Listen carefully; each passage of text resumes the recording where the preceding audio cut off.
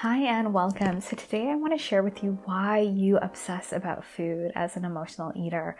So if you're new here, welcome. My name is Michelle. I'm a certified holistic nutritionist and emotional eating expert. And I wanted to share with you why you have these obsessive thoughts about food when you are an emotional eater. So there's going to be a few different reasons, but something that I hear from clients and what I experienced myself was this constant obsession about food. Restricting yourself, counting calories, trying to control food, trying to just manipulate food. And this pattern around food went on for many years. And so, when it finally disappeared for me, it was like, wow, what do I do with all of this space in my head?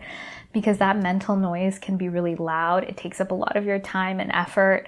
I've heard, when I talk to clients and women, it's just like this thing, this non-stop record in your head. And I want to share with you why there's this obsession with food. And, this has sort of multiple ways that it starts. But what I want to say is that the emotional eating pattern is a coping mechanism. It is almost an addictive pattern. And so we will always be sort of obsessing just by nature of it being this addictive pattern, this coping mechanism. An addictive quality means we're sort of obsessed and constantly thinking about it. And the reason why we have that is that addictions, these addictive thoughts and patterns, they kind of, they're constantly calling out to us and sort of distracting us from the real issue at hand, let's say. So addictions are a way to sort of keep us in this loop of obsessing about a thing, but not actually getting to the direct root of what's going on. And so as I share a bit more, you'll sort of see where I'm going with this.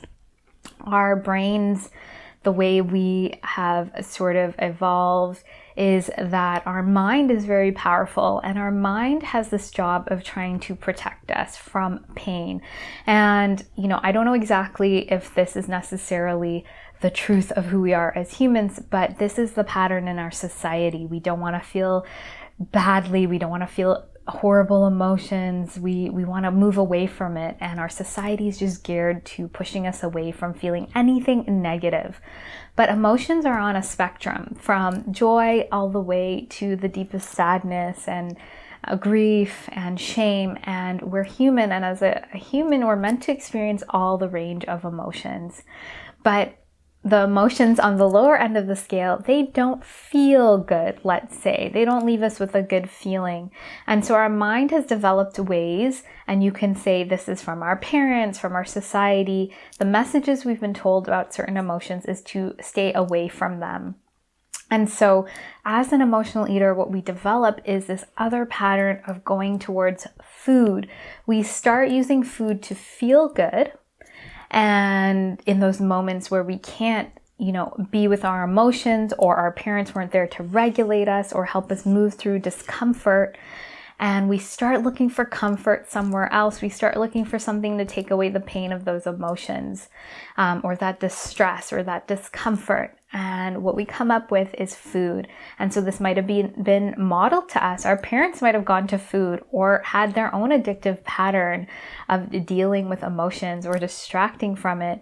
And so food is very, it's so tied to love, and our brains loves to connect things and have associations. And so we ended up using food. A lot of society uses food. I think most people are emotional eaters, and they're just not aware of it because we use it to comfort ourselves and feel good. And it does physiologically shift our mood, and it's important. But when we're not dealing with those emotions under the pattern, it becomes problematic, as in emotional eating. So as we connect to food, and it's this thing that makes us feel good, we start obsessing about it. We start going towards it in time of distress. And the more stress and turmoil or unresolved emotions we have in our life, the more we're going to hear those thoughts. This is where it gets a bit complex, because as I've worked with lots of clients and even myself, because there is this tie with food and controlling it, we start realizing we want to even have more control over food. And so because we're out of control with food. We're obsessing about food. We're out of control around food. This pattern is taking over.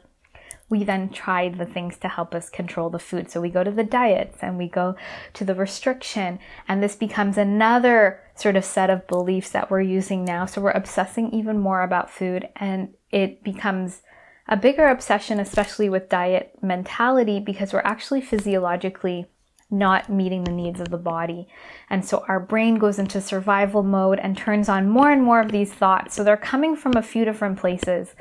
You know, the thoughts of going towards food is coming from distracting from emotions, but the thoughts about food are also because we're in survival mode and we're not giving ourselves the food. So you can see there's this tug of war. And so these obsessive thoughts about food become more and more compounded. And so how do we get past these obsessive thoughts around food? Well, we need to work really strategically and go layer by layer. And this is why when I work with clients inside of the Emotional Eating Evolution program, we go through this in stages. And so I'm just going to focus on, with the diet mentality, we need to switch to a nourishing way of being and really catching our emotional eating triggers.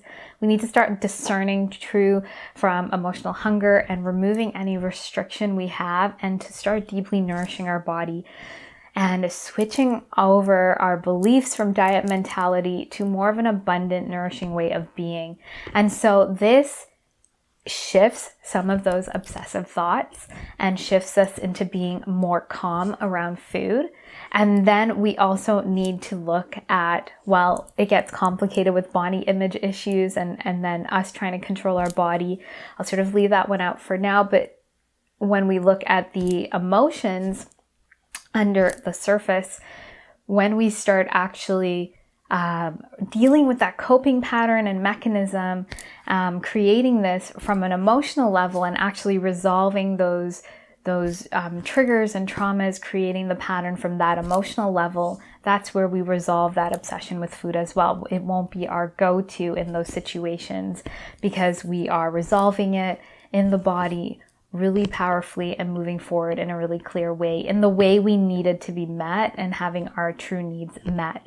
And this is how we dissolve those obsessive thoughts. And actually, I'm going to share a little bit with the body part.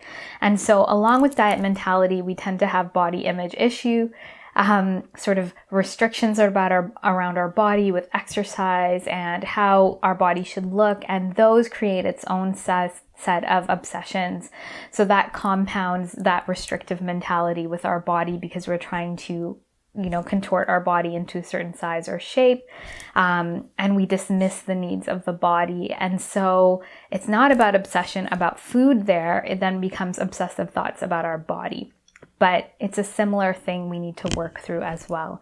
And when we sort of get these three areas under control, and especially, the one around nourishment and our emotions, we get to sort of soften our obsession about food because we're actually meeting the true needs of the body and we're shifting the way we look at it. And so those thoughts will dissolve. We'll have so much more room.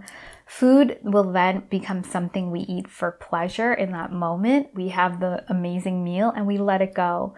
And so I've had clients, describe this as, and some people are not going to agree for every person that's from France, but just having that beautiful meal, having this pleasurable meal, not obsessing about it, not thinking about it 4 hours later or wanting to have it to meet some kind of need in you. You enjoy it, you let it go, you feel satisfied after a meal, and there's no more obsession around food, and you feel really nourished.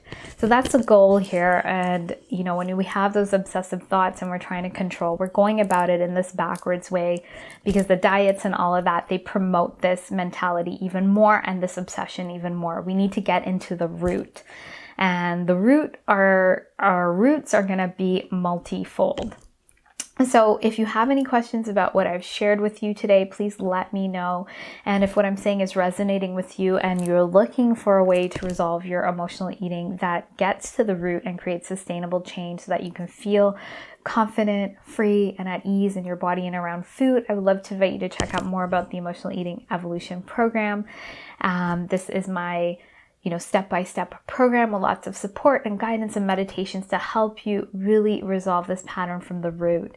And I'd also love to invite you to book in an emotional eating assessment call. So on this call, we find out more about you, what your goals are, and how we can support you in the program. So thank you so much for watching. Please be sure to like and subscribe if you haven't, and I look forward to sharing more with you, and I hope you have a great day.